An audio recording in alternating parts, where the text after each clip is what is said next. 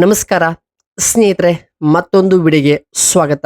ಇವತ್ತು ನಾನು ಕನ್ನಡ ಭಾಷೆಗೆ ಡಬ್ಬಿಂಗ್ ಆಗಿರುವ ಮತ್ತೊಂದು ಸಿನಿಮಾ, ಧನುಷ್ ಅವರು ಲೀಡ್ ಆಗಿ ಮಾಡಿರುವ ತಮಿಳು ಇಂಡಸ್ಟ್ರಿಯ ಒಂದು ಮೂಲ ಸಿನಿಮಾ ಬಿಡುಗಡೆ OTTಗೆ ಕಾಲಿಟ್ಟಿದೆ.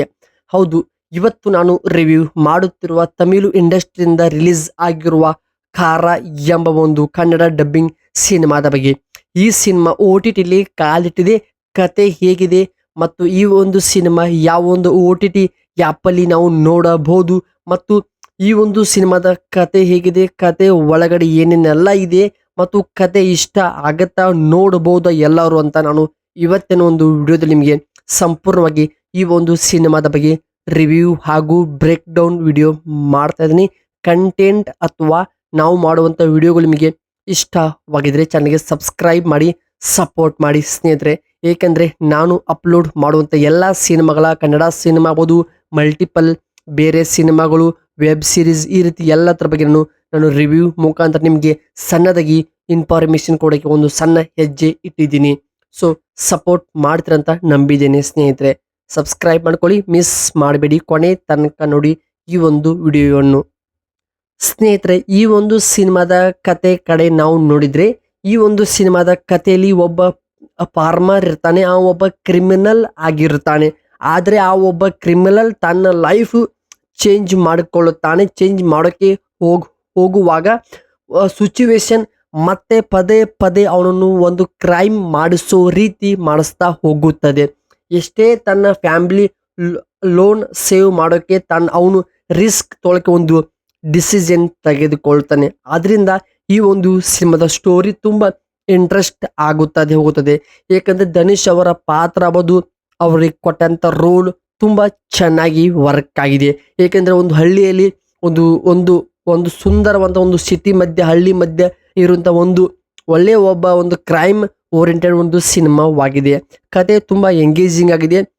ಇದರಲ್ಲಿ ನೀವು ಈ ಸಿನಿಮಾ OTTಯಲ್ಲಿ ನಮ್ಮ ಕನ್ನಡ ಭಾಷೆಯಲ್ಲಿನೇ ಸಂಪೂರ್ಣವಾಗಿ ನೀವು ವೀಕ್ಷಣೆ ಮಾಡಬಹುದು. ಏಕೆಂದರೆ ಕತೆಯಲ್ಲಿ ಬರುವಂಥ ಪಾತ್ರಗಳು ಮತ್ತು ಕೊಟ್ಟಂಥ screen play, visuals, background songs, ಆ ಒಂದು ಟೈಟಲ್, ಇಂಟ್ರೊಡಕ್ಷನ್ ಎಲ್ಲವೂ ಕೂಡ ಸಖತ್ತಾಗಿನೇ ಇದೆ. ಈ ಸಿನಿಮಾ ನೆಟ್ಫ್ಲಿಕ್ಸಲ್ಲಿ ಕನ್ನಡ ಡಬ್ಬಿಂಗ್ ಜೊತೆಗೆ ಸಾಕಷ್ಟು ಭಾಷೆಗಳಲ್ಲಿ ರಿಲೀಸ್ ಆಗಿದೆ. ನೀವು ಈ ಒಂದು ಸಿನಿಮಾ ಮನೆಯಲ್ಲಿ ಕುಳಿತುಕೊಂಡೇ ಸಂಪೂರ್ಣವಾಗಿ ವೀಕ್ಷಣೆ ಮಾಡಬಹುದು. ಅದರ ಜೊತೆಗೆ ಈ ಒಂದು ಸಿನಿಮಾದ ಟೆಕ್ನಿಕಲ್, ಸಿನಿಮಾದ ಓವರಾಲ್ ರಿವ್ಯೂ ಬಗ್ಗೆ ನೋಡಿದ್ರೆ, ಫಸ್ಟ್ ಹಾಫ್ ಒಂದು ಒಳ್ಳೆ ಗ್ರಾಫ್ ನಲ್ಲಿ ಹೋಗುತ್ತದೆ. ಹಾಗೆ ಸೆಕೆಂಡ್ ಹಾಫಲ್ಲಿ ಒಂದು ಸ್ವಲ್ಪ ಸ್ಲೋ ಫೀಲ್ ಕೊಡುತ್ತದೆ. ಆದರೆ ಹೀರೋ ಆ್ಯಕ್ಟಿಂಗ್ ಕೂಡ, ಅಂದರೆ ಧನುಷ್ ಅವರ ಪಾತ್ರ ನೆಕ್ಸ್ಟ್ ಲೆವೆಲಲ್ಲಿ ವರ್ಕ್ ಆಗಿದೆ. ಸಿನಿಮಾದಲ್ಲಿ ಮೇನ್ ಕತೆ ನಡೆಯೋದೇ ಅವರ ಮೇಲೆ, ಎಲ್ಲರ ಕಣ್ಣು ಇರೋದೇ ಹೀರೋನ ಪಾತ್ರದ ಮೇಲೆ. ಸೈಡ್ ಪಾತ್ರ ಆಗ್ಬೋದು ಬರುತ್ತವೆ ಹೋಗುತ್ತವೆ, ಆದರೆ ಮೇನ್ ಕತೆ ಅಂದರೆ ಕತೆ ಅರ್ಥ ಮಾಡಿಸುವಂಥ ರೀತಿ ಚೆನ್ನಾಗಿ ಇದೆ.